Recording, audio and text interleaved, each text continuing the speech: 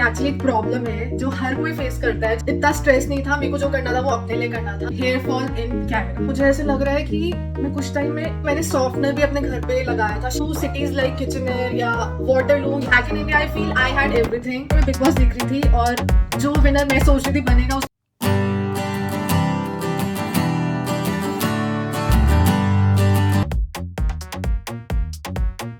Welcome back to my channel sex stories. I hope you all are doing good. मैं इसमें इतनी dark क्यों दिख रही हूं? तो मैचिंग हो गई ड्रेस के साथ। Hi guys, welcome back to my channel sex stories. I hope you all are doing good.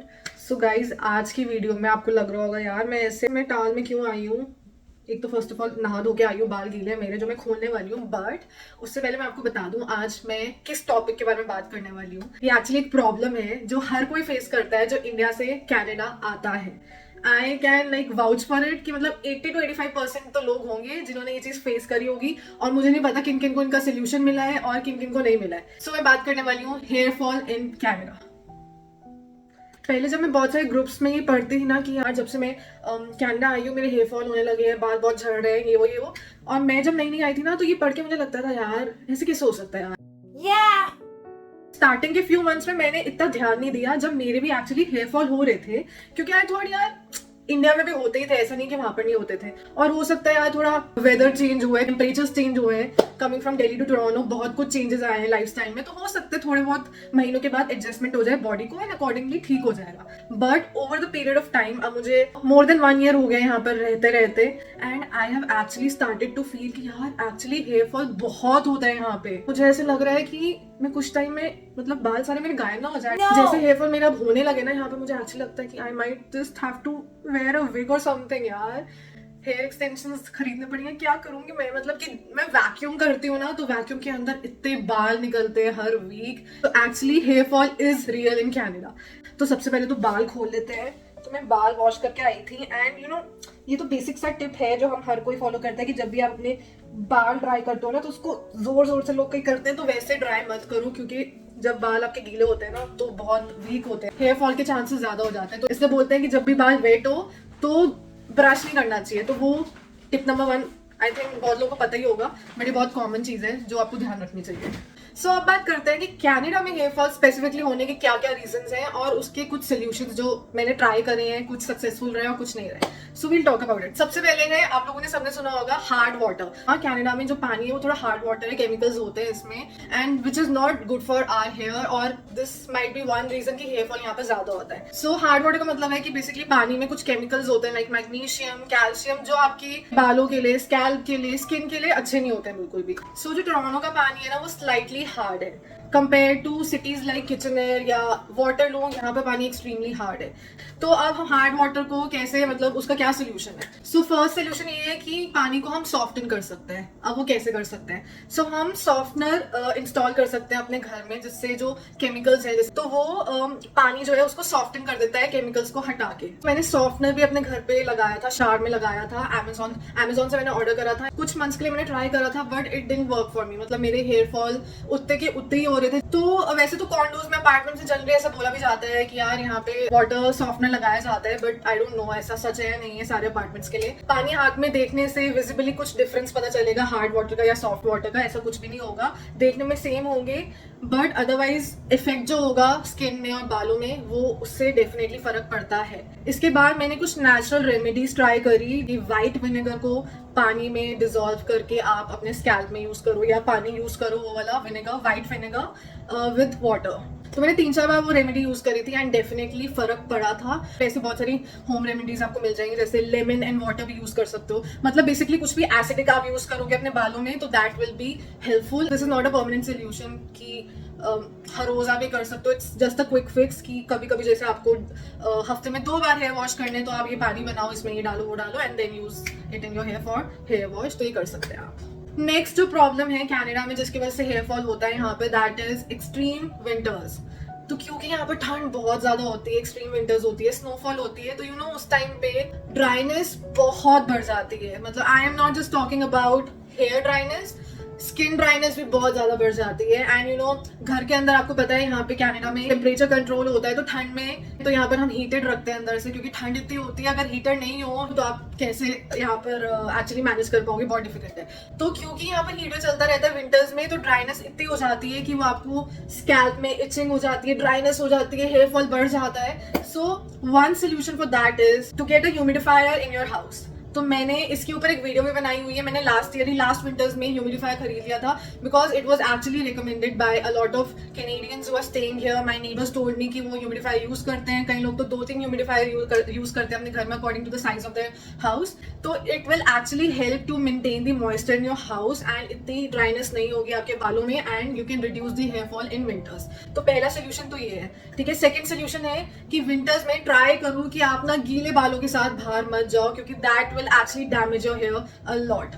So आप ट्राई करो कि आप हेयर को ना ड्राई करके नेचुरली ड्राई करोगे तो इट्स गुड, क्योंकि you know electronic machine, hair drying machine हो जाए, स्ट्रेटनर हो जाए, कर्लर हो जाए, अगर हम ज्यादा यूज करते हैं ना तो वो एक और रीजन हो सकता है डैमेज करने का और हेयर फॉल होने का, और वो irrespective of the country you are staying in, वो कहीं भी हो सकता है। इसके अलावा आई वुड रियली रिकमेंड कि बालों में ऑयल लगाना, ऑयलिंग करना बहुत जरूरी है।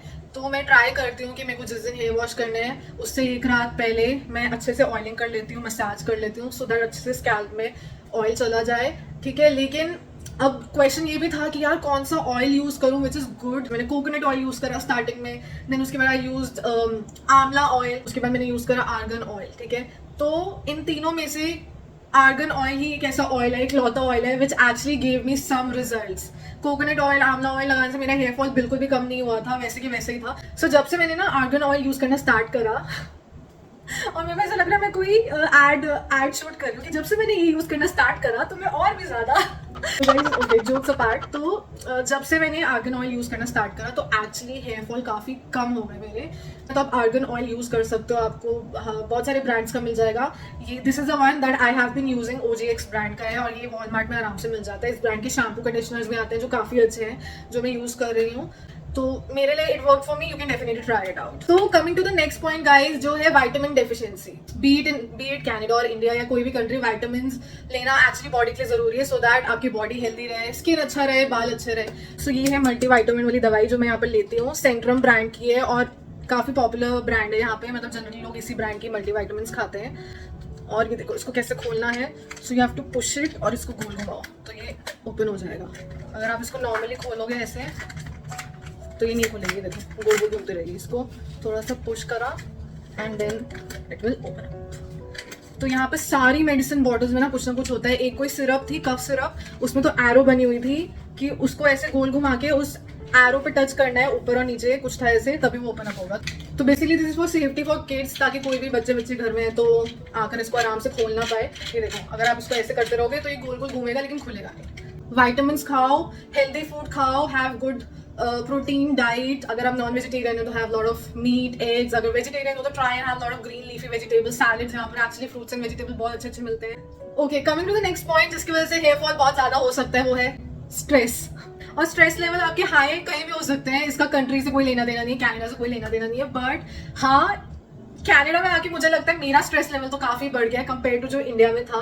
एंड आई एम श्योर काफी लोग रिलेट करेंगे इस चीज के साथ कि जब आप अपने होम कंट्री छोड़ के यहाँ पे आते हो तो आप यहाँ पर कुछ you move to this country to do something, to fulfil your dreams, अपने आप के लिए कुछ करना, अपनी फैमिली के लिए कुछ करना, है ना। Back in India I feel I had everything thanks to my parents.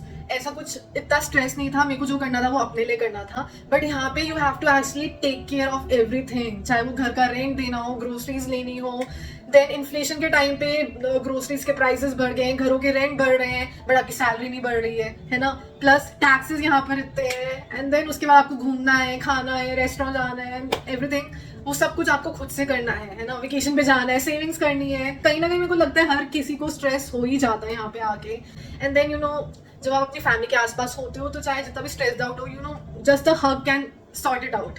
तो वो यहाँ पे नहीं हो पाता है, दूर आके रहना and then missing your family. I mean मेरे लिए this is the first time कि मैं अपने घर से एक्चुअली इतनी दूर रही हूँ। I am never been to hostel, या स्कूलिंग भी मेरे घर के पास थी, कॉलेज भी मेरे घर के पास था, मैं कभी घर से दूर रही नहीं हूँ। सिर्फ जब मेरी शादी हुई उसके बाद I shifted from Noida to Delhi, but वो भी मैं आती जाती थी तो इतना मेजर डिफरेंस नहीं था वो। But this is something really extreme and major for me. मतलब या तो आप ओवर थिंक करना बंद कर दो, बट वो भी आपके कंट्रोल में नहीं है। मतलब मेरे को लगता है, मैं बहुत वीडियोस में ऐसे बोलते भी हूँ कि guys just go with the flow, over think मत करो, स्ट्रेस मत लो, सब टाइम से हो जाता है। जो बात सच है एक्चुअली, सब अपने टाइम से होगा। बट द थिंग इज कि आई थिंक आप ओवर थिंक कर ही लेते हो कहीं ना कि यार कि ये नहीं हो रहा है, वो नहीं हो रहा है, उसके साथ ये हो रहा है, हमारे साथ ये हो रहा है, तो वो सब चलता रहता है। और मेरे को तो लगता है मैं जब से यहाँ पर आई हूँ ना, मेरा तो छोटी छोटी चीजों पर, बड़ी बड़ी चीजों पे, सब पे स्ट्रेस लेवल बढ़ने लगा। पता नहीं क्या ही होता जा रहा है मुझे यहाँ पर आकर। सो मेरे को इतनी छोटी छोटी बातों पर स्ट्रेस हो जाता है कि अगर मैं आपको बताऊंगी ना तो you will also start laughing out. तो अभी थोड़ी देर पहले मैं बिग बॉस देख रही थी और जो विनर मैं सोच रही थी बनेगा, उसको छोड़ के कोई और बन गया। तो वो उस चीज को लेकर मतलब आधा घंटा आई वाज लाइक यार ये क्या है, ऐसे कैसे हो गया, क्यों हो गया।